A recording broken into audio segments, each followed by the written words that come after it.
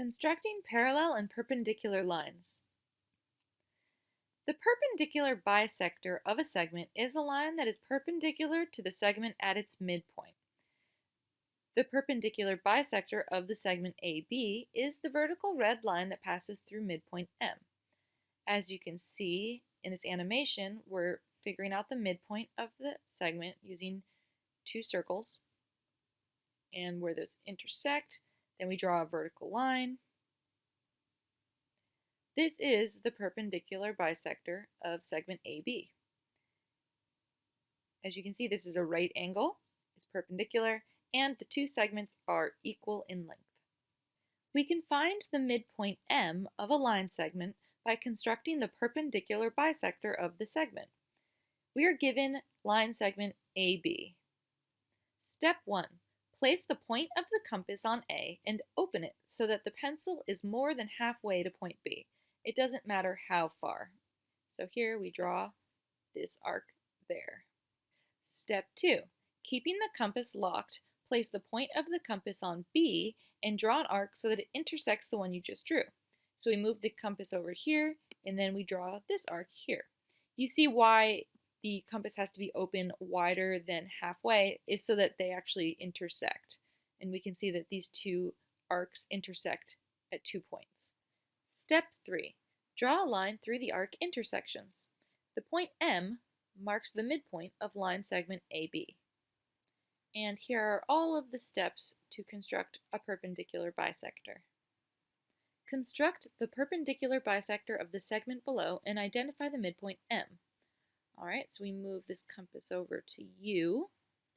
We stretch it out until it's more than halfway, so that looks like more than halfway. And we'll draw an arc. Now without moving the compass width, we will move the entire compass over to point V. I'll flip it around, and I will now draw a second arc that intersects the first. Now we can move the compass out of the way, move the ruler in, and we're going to draw a vertical line that passes through both of those intersections, like that, and there we go. And now move the ruler, and this point here is point M, the midpoint of line segment UV. Construct the perpendicular bisector of the segment below and identify the midpoint M. Alright, I'll move the compass over here, extend it a bit, draw an arc, move the compass over to point X, flip it around, draw another arc. Alright, I'll move the compass out of the way, bring the ruler over, and I will rotate it. Let's see. Over here. Alright, that should be good. And now I will draw a line through those 2 points.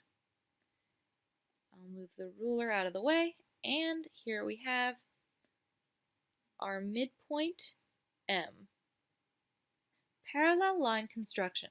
Constructing geometric figures means you are constructing lines, angles, and figures with basic tools accurately. We use a compass and straight edge for constructions, but we also use some paper folding techniques. Given line AB and point C not on the line, draw a second line that is parallel to line AB and goes through point C. There are 3 different methods to achieve this. Method 1 is corresponding angles. The theory of this construction is that the corresponding angles formed by a transversal and parallel lines are equal. To use this theory, we will draw a transversal through C that creates an acute angle with line AB. Then we will create a congruent angle at C on the same side of the transversal as the acute angle formed with line AB. Since these are congruent corresponding angles, the lines are parallel. Step 1. Draw a transversal to line AB through point C that intersects AB at point D.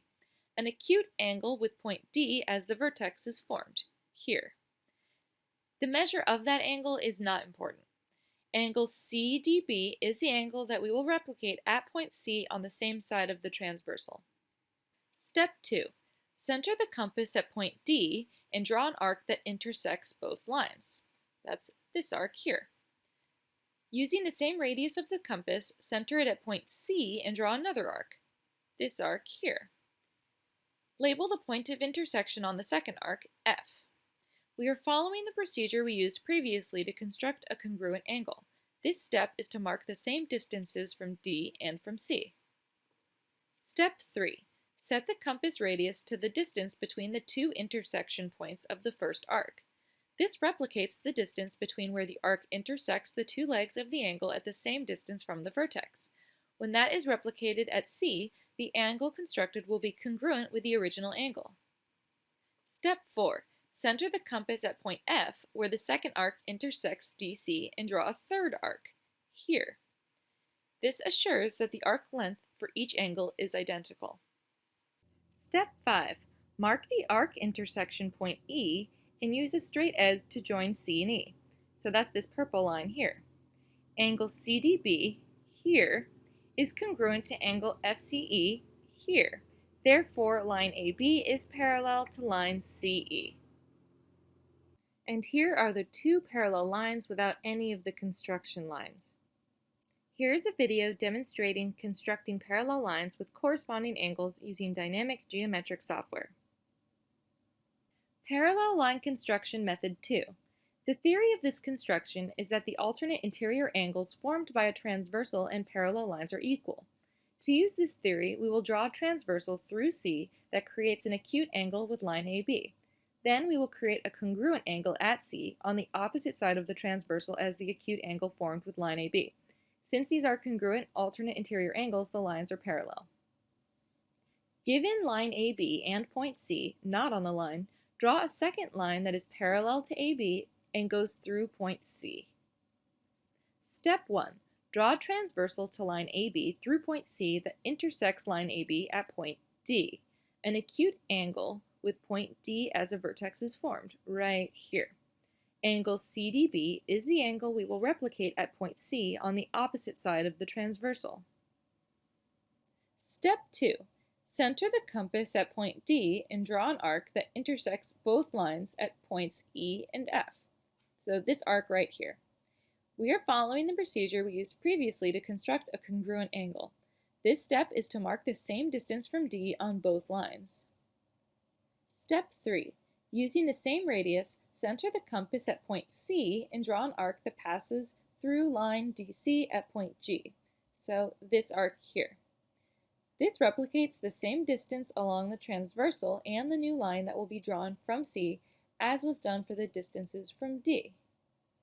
Step 4.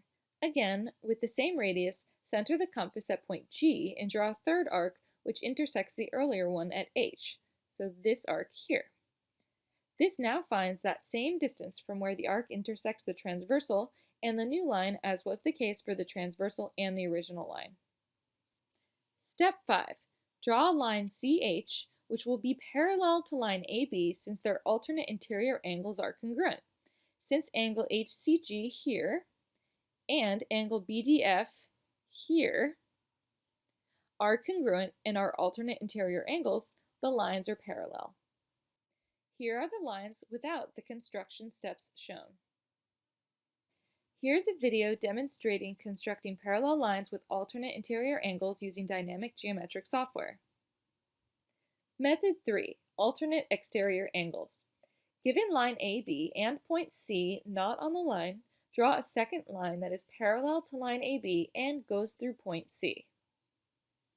Step 1. Draw a transversal to line AB through point C that intersects AB at point D. An acute angle with point D as the vertex is formed, right here. Step 2. Center the compass at point D and draw an arc to intersect lines AB and DC on the opposite side of point C at A and E. So this arc here. Step 3. Keeping the radius the same, draw an arc centered on C that intersects line DC above C at F. So this arc up here. Step 4. Still keeping the radius the same, draw an arc centered on F that intersects the arc centered on C at G. So this arc right here. Step 5. Draw line CG, here in purple, which is parallel to line AB since the alternate exterior angles formed by the transversal are congruent. Angle ADE here is congruent to angle CGF here. Therefore, lines AB and CG are parallel. And here are the lines without the construction lines. Here's a video demonstrating constructing parallel lines with alternate exterior angles using dynamic geometric software.